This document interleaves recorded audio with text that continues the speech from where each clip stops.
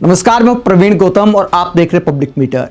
दोस्तों, वीडियो में इस बात का विश्लेषण करेंगे कि ईरान ने भारत को ऐसा क्या झटका दिया है कि रुपया 92 के पार चला गया। शेयर मार्केट में हाहाकार की हालत है, कितने लाख करोड़ डूब गए लोगों के। इसके अलावा स्ट्रेट ऑफ हॉर्मुज में फंसे जहाजों के मालिकों ने मोदी सरकार को क्या बोल दिया है सीधा सीधा। कितने हजार करोड़ का माल फंस गया है, 20 समंदर खड़ा है और उससे भारत की अर्थव्यवस्था पर क्या असर पड़ सकता है, जहाज मालिकों का बयान भी आपको सुनाएंगे। पहले बात करते हैं कि रुपये की हालत कहां पहुंच गई है।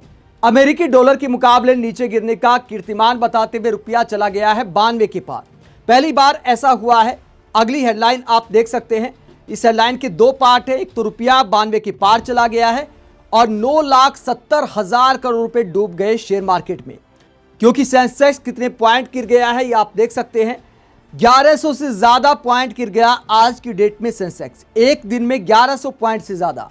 और रुपये में भी बड़ी गिरावट आई है। और इसकी बड़ी वजह क्या है?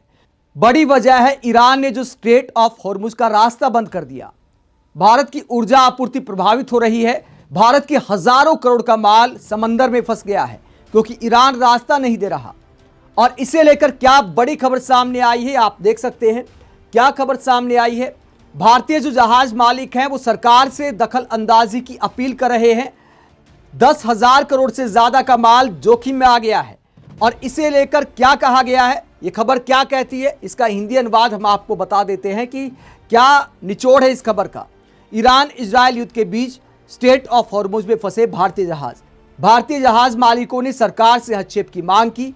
Indian national ship owners association यानी आईएनएसए ने पोर्ट, शिपिंग और जलमार्ग मंत्रालय को पत्र लिखकर बताया है कि 27 भारतीय झंडे वाले जहाज इस समय स्ट्रेट ऑफ हॉर्मुज क्षेत्र में फंसे हुए हैं। यानी ईरान रास्ता नहीं दे रहा तो 27 भारत के जहाज फंसे हुए हैं। आगे खबर क्या कहती है?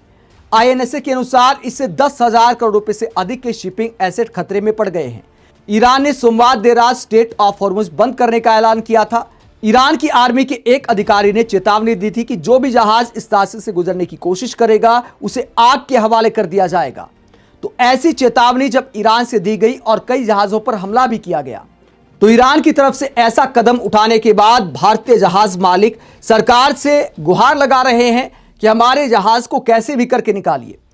स्ट्रेट ऑफ हॉर्मुज से दुनिया के करीब 20% तेल की सप्लाई गुजरती है। भारत के लगभग 85% एलपीजी आयात भी इसी रास्ते से होकर आते हैं। यानी गैस की सप्लाई भी भयंकर रूप से प्रभावित होने वाली है। ऊपर से खबर यह भी आ गई कि कतर से जो गैस की सप्लाई थी उसमें 40% कटौती कर दी गई है। यानी भारत में गैस का संकट भी आ सकता है अगर युद्ध जल्द खत्म नहीं होता है। आगे ये खबर कहती है कि 27 फरवरी को ईरान, अमेरिका, इजराइल के बीच युद्ध शुरू होने के बाद से खाड़ी क्षेत्र में कम से कम 3 टैंकरों पर हमले हो चुके हैं। भारत के जहाज भी लपेटे में ना आ जाएं, ये चिंता जहाज मालिकों को सता रही है। कुछ भारतीय जहाज हॉर्मुज के दक्षिण में खड़े हैं और जरूरी ऊर्जा कार्गो लोड करने का इंतजार कर रहे हैं।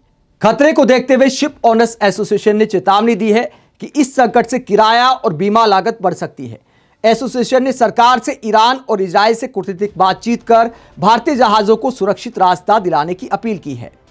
तो भारत सरकार से अपील कर रहे हैं जहाज मालिक, ईरान और इजराइल से आप बात करिए और बीच का रास्ता निकालकर थोड़ी देर युद्ध रुकवा कर ईरान से बातचीत करके जहाज को निकालने का इंतजाम करें। लेकिन क्या ईरान भारत की सुनेगा? क्योंकि भारत के प्रधानमंत्री ने ईरान के सुप्रीम लीडर खामनेई की हत्या को लेकर अब तक कोई स्टेटमेंट जारी नहीं की है, कोई निंदा नहीं की है। वही चीन के जहाजों को रास्ता देने की खबर भी सामने आई है। क्या खबर सामने आई है?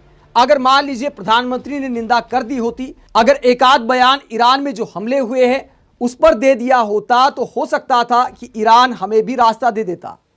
ये बहुत सारे एक्सपर्ट्स अनुमान लगा रहे हैं कि ईरान के साथ हमारी भी पुरानी यारी रही है। पीएम मोदी ने भी ईरान के बड़े बड़े नेताओं से मुलाकात की है, यारी का दावा किया है, यारी का इतिहास बताया है। ऐसे में अगर वर्तमान में पीएम मोदी अमेरिका, इजराइल के अंतर्राष्ट्रीय कानूनों का उल्लंघन करने वाले युद्ध को गलत बता देते तो हो सकता है भारतीय जहाजों को भी रास्ता मिल जाता। जैसा कि खबरें सामने आ रही हैं कि ईरान ने सिर्फ चीन के जहाजों को अनुमति दी है। मतलब पूरी दुनिया में सिर्फ चीन के जहाजों को रास्ता देने का फैसला किया है ईरान ने। तो ये पूरा मामला है। कई लोग ये भी कहते हो सकता है चीन टेक्नोलॉजी में चुपचाप ईरान की मदद कर रहा हो, इसीलिए चीन के जहाजों को स्ट्रेट ऑफ हॉर्मुज से गुजरने का रास्ता दिया गया है। अब इस पूरे मसले को लेकर पीएम मोदी पर कटाक्ष करते हुए वरिष्ठ लेखक मनीष सिंह क्या कहते हैं? वो कहते हैं ईरान ने चीन के जहाजों को स्ट्रेट ऑफ हॉर्मुज क्रॉस करने की परमिशन दे दी। अलावे दुनिया के किसी देश के जहाज को जाने पर मार डुबाने की चेतावनी। भारत को भी इसमें शामिल समझिए। ईरान वो देश है जिसने कई दशकों तक OIC यानी ऑर्गेनाइजेशन ऑफ इस्लामिक कंट्रीज में भारत के खिलाफ आने वाले प्रस्तावों को लगातार ध्वस्त किया। ईरान वो देश है जिसने कई साल भारत को सस्ता और रुपयों में तेल दिया, यानी भारत की करेंसी रुपए में तेल दिया। भुगतान की व्यवस्था बैन होने के कारण पेमेंट नहीं हुए तो भी तेल देना जारी रखा।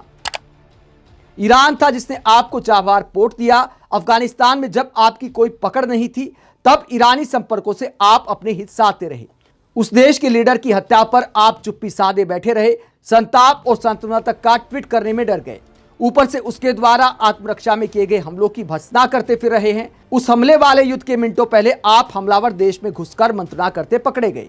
आप रूस से रिश्ते बिगाड़ चुके हैं, एक एक कर सारे पड़ोसी देशों से बिगाड़ चुके हैं। फोकटिया दादागिरी ने पाकिस्तान, नेपाल, लंका, मालदीव, अफगान, भूटान, म्यांमार, बांग्लादेश सब चीन की गोद में भेज दिए। अब ईरान भी उसकी गोद में बैठकर आपको अपना दुश्मन चिन्हित कर चुका है। यह सब किया आपने ट्रंप का दरबारी बनने के लिए, अपने चवन्नी छाप मूर्ख समर्थक वर्ग के सामने खुद की एंटी इस्लामी छवि मजबूत करने के लिए। अमेरिका, इजराइल ये युद्ध हारेंगे, पीछे हटेंगे, लेकिन खुद को संभाल लेंगे। लेकिन आपकी साख हर फोरम पर मिट चुकी है। तो वरिष्ठ लेखक मनीष सिंह कहते हैं कि पीएम मोदी ने ऐतिहासिक और बड़ी रणनीतिक भूल की है, क्योंकि ईरान भौगोलिक दृष्टि से, ऊर्जा की दृष्टि से और इतिहास की दृष्टि से हर नजरिए से हमारे लिए महत्वपूर्ण है। अमेरिका को कोई फर्क नहीं पड़ता है, अमेरिका ईरान से बहुत दूर पड़ता है। लेकिन अफगानिस्तान भी अगर हमें जाना है तो भी ईरान की जरूरत पड़ती है हमें, क्योंकि पाकिस्तान तो हमारा दुश्मन देश है। तो ईरान हमारे लिए हर लिहाज से महत्वपूर्ण है। उसके बावजूद पीएम मोदी ने निंदा नहीं की इजराइल और अमेरिका के हमले की, तो इसे ऐतिहासिक भूल बताया जा रहा है। विपक्षी नेता पीएम मोदी को खबरें दिखाते हुए कहते हैं कि देखिए, ईरान ने चीन को तो रास्ता दे दिया, चीन के जहाज स्ट्रेट ऑफ हॉर्मुज से निकल सकते हैं, लेकिन भारत के 10,000 करोड़ का माल स्ट्रेट ऑफ हॉर्मुज में फंस गया है। कांग्रेस प्रवक्ता अलका लांबा इस पूरे मुद्दे पर पीएम मोदी पर टारगेट करते हुए पीएम मोदी पर आत्मसमर्पण करने का आरोप लगाते हुए कहती हैं, जिस देश का प्रधानमंत्री आत्मसमर्पण कर चुका हो, देश के हितों का समझौता कर चुका हो, उसका नतीजा कुछ ऐसा ही होता है। ये भारत का दुर्भाग्य है। यही वजह है कि भारत के जहाज अब समंदर में फंसे हुए हैं और जहाज मालिक मोदी सरकार से गुहार लगा रहे हैं। आप इस पूरे मसले को लेकर क्या सोचते हैं? कमेंट बॉक्स पर अपनी राय जरूर दें, साथ ही चैनल को सब्सक्राइब भी करें। नमस्कार।